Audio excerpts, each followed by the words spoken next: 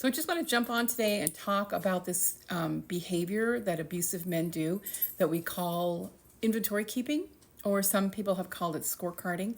But it's this idea of an out of balance record keeping of small human interactions that you do as his wife or partner that are very small and insignificant. Maybe, you forgot to, maybe it's something even so silly and petty as leaving a light on in the room and he's irritated every time you leave the lights on.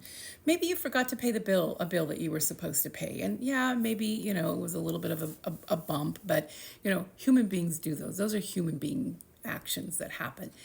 In contrast, he's not keeping score. In fact, he's trying to use his magic eraser to make all of his crimes, all the times that he's called you names, all the times that he's belittled you in public, all of his cheating or his other deviant behaviors, all of his public smear campaigning, anything that he does that's spiritual abuse, the demands for forgiveness, and you're just not moving on, and it's your trauma that's causing trouble in the marriage. So this kind of disproportionate, I talked about this in another video that I made where I talked about these disproportionate claims, but it also goes along with record keeping or inventory keeping.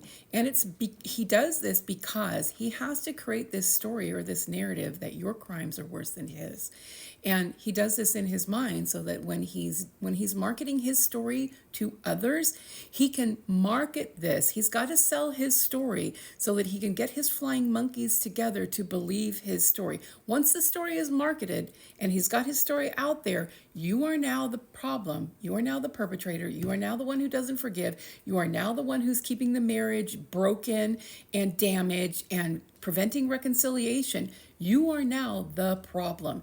And he's marketed and sold his story and his narrative, and now everyone is hearing him and believing him, and the onus of fixing it is on you. So if you leave, if you need separation to get to safety because he's still being abusive, you're going to be the one that's the problem.